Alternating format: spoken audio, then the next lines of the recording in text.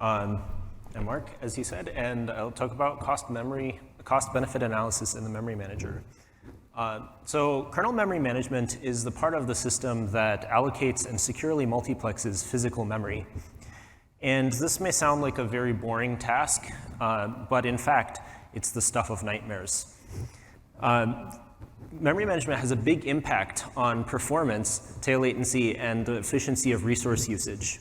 So for example, we've found that on Linux, when the system is fragmented, page faults often take dozens or hundreds of milliseconds. Looks familiar. But in fact, we don't want our page fault latency to look like the Dubai skyline. So one area where this is particularly important is first-party data center workloads, or workloads that service providers would run on their own systems. And this, in this setting, workloads run at scale, and so they experience these problems at scale. There's some unique challenges in this setting. We have very diverse and concurrent workloads because tasks are packed onto the same machines. And because there's a high fan out of requests from front end to back end, tail latency is an important system metric. On the other hand, there's a big opportunity here, which is that workloads are highly replicated and highly controlled and well known to the service provider. And so there's an opportunity to profile these workloads. So given the poor tail latency that we've seen before, it's reasonable to ask, is current memory management up to the task in this setting? And we did some analysis of kernel and workload behavior, and we came up with 3 limitations. The first is that there's a lack of good quality information with which the memory manager can make policy decisions. It turns out that memory management is hard, and the memory manager needs to predict the workload behavior in order to know how to best allocate and map memory. So for example, this plot shows the benefit of using huge pages for a particular workload for different parts of the address space. On the x-axis, we have split the workload address space into 100 slices. And on the y-axis, we show for each individual slice the benefit of using huge pages. We see that there's some regions that have huge benefit from using huge pages, whereas others don't have so much benefit. And in fact, for this workload, Linux uses 7 times more memory, more huge pages, than is necessary to get the performance that it does. But how would we discover that even? So there's a few current sources of possible information that we could use, but none of them are very good. One option is to use system-wide statistics or tunables that give information about the whole system, or we could use hardware performance counters that give information about a hardware thread. But both of these provide information at the wrong granularity, because memory management often has to make decisions about pages or sets of pages within a process. Another option is to use something like madvise, but this requires that the programmer knows the memory access patterns of their workload, and it requires modifying the program. So this is hard to use well. And yet another option is to use page table accessed or dirty bits, or the frequency and location of page faults. But these are expensive because they force a trade-off between performance and the accuracy of information. For example, for page tables, page table access bits, you have to scan them more frequently to get more up-to-date and more accurate information. But that costs more CPU. So a second limitation is that current memory management policies are often unaware of costs. So this plot shows the 99th percentile tail latency for a bunch of different code paths that can occur during a page fault in Linux. And we found that for huge pages, in the worst case, you can get up to a millisecond to create a huge page. And even in the best case, it costs 100 microseconds just because of zeroing memory. Worse, there are all of these other paths where the kernel has to do compaction or reclamation during the page fault, which leads to really insanely long page faults of tens or hundreds of milliseconds. This is so expensive that just to break even, a single huge page would need to avoid millions of TLB misses. This leads to lots of recommendations from application developers to just disable huge pages altogether, but this misses opportunity. But wait, you may ask, We know that these code paths are no good, so why not just avoid them? It seems like it should be an easy fix. But it's not, unfortunately, and that leads to our third limitation, which is that no programmer ever sat down and said, we should spend a second during a page fault doing compaction. Rather, these memory management policies are the emergent behavior of a bunch of different scattered pieces of code throughout the kernel. And because they're scattered like this, it's hard to even understand what the policy is, let alone debug it or fix the problems. For example, in Linux, we found that huge page policy is impacted by code snippets that are scattered throughout many different files and mixed in with unrelated memory management code. So we've seen that first-party data center workloads need consistent memory management behavior. But current designs have low-quality information, are cost-unaware, and have scattered implementations that are hard to fix. Our solution is cost-benefit memory management, or CBMM, which uses the insight that all memory management operations have a cost and a benefit to user space, and we strive to make the cost less than the benefit. We also centralize policies in one place, and we use workload profiling information that's readily available in the first-party data center setting to augment the kernel with information it would be otherwise hard to get at runtime. We found that this is really effective at reducing the latency of memory management operations, often by orders of magnitude compared to Linux. And we do this without regressing performance. So let's see how this works.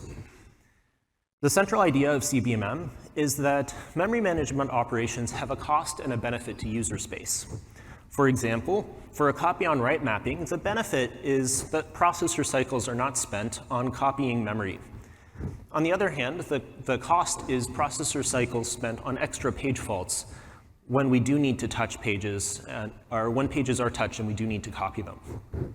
So in CBMM, we strive to ensure that the cost is less than the benefit for memory management operations. And in practice, applying this principle across the kernel memory manager requires addressing the three challenges we saw before.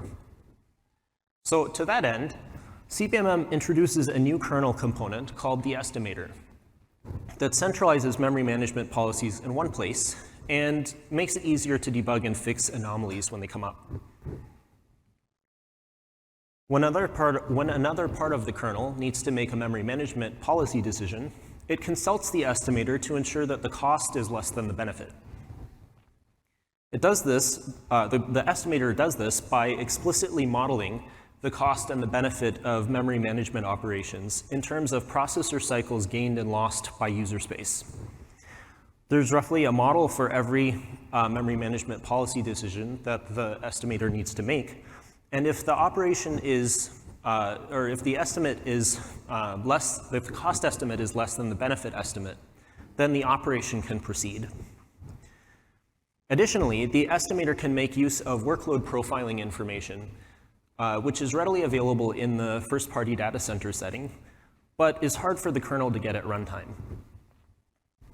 For both models and profiles, the goal isn't to be perfectly accurate or detailed, but rather to identify big mistakes that would lead to pathologies, or to identify big opportunities that can lead to better performance. To that end, we don't consult the estimator for every possible branching code path in the kernel. Rather, we only consult the estimator for key early decisions that would have a big impact later, such as whether to use a huge page or a base page during a page fault.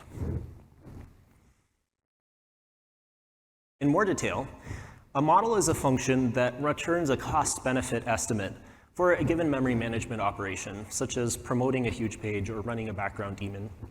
Concretely, the models are implemented as normal C functions in the kernel memory management code.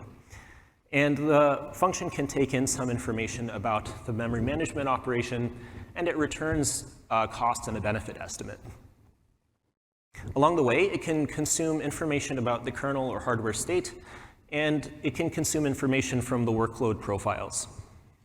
So now consider if your workload is, or if your system is misbehaving, Normally, this would be hard to debug because it's unclear whether some part of the system isn't behaving as we expect or the policy is broken in some way. But with CBMM, we can just look at the inputs and the outputs of the models. If the inputs aren't what we expect, then we have an idea of what part of the system isn't working. And on the other hand, if the outputs aren't what we expect, then we know that the model is failing to account for something that it needs to be updated to account for. As an example, let's look at the huge page model in CBMM. We found that costs for huge pages depend highly on the amount of free memory that we have in the system. If we have available huge pages, if we don't have available huge pages, then we may need to do compaction or reclamation, which is really expensive and probably not what we want to do. To avoid modeling all of these possible useless detailed code paths, we just use the maximum value that we saw empirically, which in this case was about a second. On the other hand, if we do have free memory, then the cost is dominated by preparing that memory to be mapped, which usually means zeroing the memory. And empirically, we found that this costs about 100 microseconds. However, if you have a pre-zeroing implementation, then this is free. So for example, suppose that we take a page fault on our workload, and we need to decide whether to use huge pages or base pages. And further suppose that we somehow know that if we use huge pages, we'll avoid 10 microseconds worth of TLB misses. If our cost estimate is 100 microseconds, then we should use base pages because the cost of 100 microseconds is greater than the expected benefit of 10 microseconds. So it would be a net regression. On the other hand, if the cost estimate is 0, for example, if we have pre-zeroed memory, then we should use huge pages because we'll see an expected benefit of 10 microseconds. But this raises a question of where does this 10 microseconds number come from? And in our system, this comes from profiling information. We found that while costs are often application independent, benefits are usually application specific. So we need some information about application behavior. And profiles provide this information as a function of the virtual address space in the process. Many memory management policies are applied at the per page granularity, and so this is a very convenient format for profiles to be in. In general, we believe that this kind of profile can be generated readily by comparing the workload performance under different policy decisions.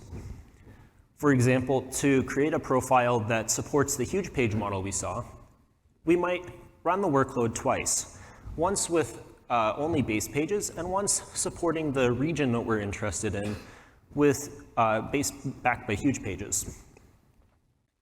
Again, the goal isn't to be perfectly accurate or detailed, but rather to identify big mistakes and opportunities. So both the ranges and the benefit values will be noisy.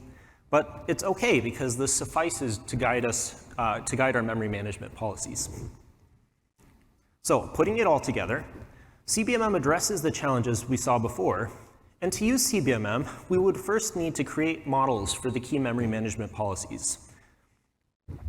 These models would start simple, and you can improve them iteratively. Additionally, we would want to profile our workloads to get information about the impact of memory management operations. Later, when a cluster manager assigns a workload to a particular machine, it would pass the profile for that workload to the kernel on that machine. And then when the kernel needs to make a policy decision for that task, such as during a page fault, it can consult the estimator, which uses the cost and the cost-benefit models and the profiles to make an estimate. And then if the cost estimate is less than the benefit estimate, then the operation can proceed. We implemented a prototype on top of Linux for multiple different memory management policies, which we described in detail in the paper. And there are several axes which we wanted to evaluate, and I'll discuss two in this talk. The first is whether we improved the consistency of memory management, which we measured through the soft page fault tail latency operation, soft page fault tail latency. However, we didn't want to do this at the expense of performance, so we also measured performance. We compared against Linux as our baseline, and we measured our workloads both with and without memory fragmentation, because memory fragmentation has been shown in prior work to cause really severe pathologies that we want CBMM to be able to resist. So first, let's look at tail latency, and then we'll look at performance. So this plot shows soft page fault tail latency for Linux and soon for CBMM. And this is like a CDF, except that the y-axis uses the interval between events, and that helps us to normalize for differences in the total number of events between systems.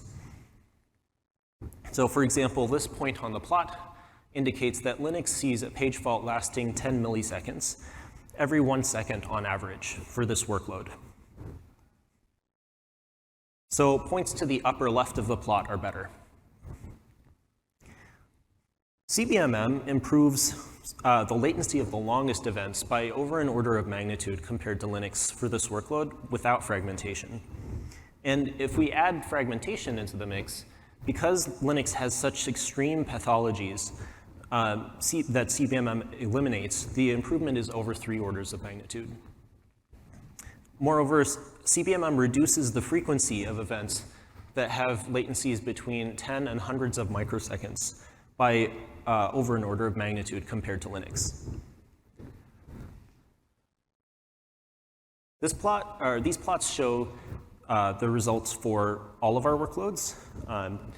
And the shaded area is the gap between CBMM and Linux. And we can see that in almost all cases, CBMM improves the soft page fault tail latency by between 1 and 3 orders of magnitude compared to Linux. This is because CBMM experiences such extreme pathologies that CBMM mostly eliminates. However, did we do it at the expense of performance? So this plot shows normalized workload performance, so normalized workload runtime, so lower is better. And we normalized against Linux without fragmentation, which is these yellow bars at height 1. If we look at Linux with fragmentation, we see that the same pathologies that give Linux poor tail latency also give it poor performance, often by integer factors. Zooming in a little bit, we can see that CBMM has fairly competitive performance with Linux. Without fragmentation, in almost all cases, CBMM matches or exceeds the performance of Linux. And on average, it's about the same. However, with fragmentation, CBMM is 35% faster on average because it eliminates a lot of the pathologies that Linux experiences. So we can conclude that CBMM is able to improve the consistency of memory management performance as measured by soft page fault tail latency, but it does so without regressing performance. CBMM tries to address major challenges for memory management in the first-party data center setting. While current implementations are scattered and hard to debug, CBMM centralizes implementation in the estimator, making it easier to fix and debug anomalies. Moreover, while current policies are cost-unaware, in CBMM, costs are explicitly modeled as well as benefits, and we ensure that the costs are outweighed by the benefits. And finally, CBMM makes use of the first-party data center setting to gather workload profiling information that would be otherwise hard to get at runtime. We've just seen how well this works, and we think these ideas can be used more widely in memory management in the kernel. And with that, I thank you for your time, and I'm happy to answer your questions. And we also have a poster later tonight.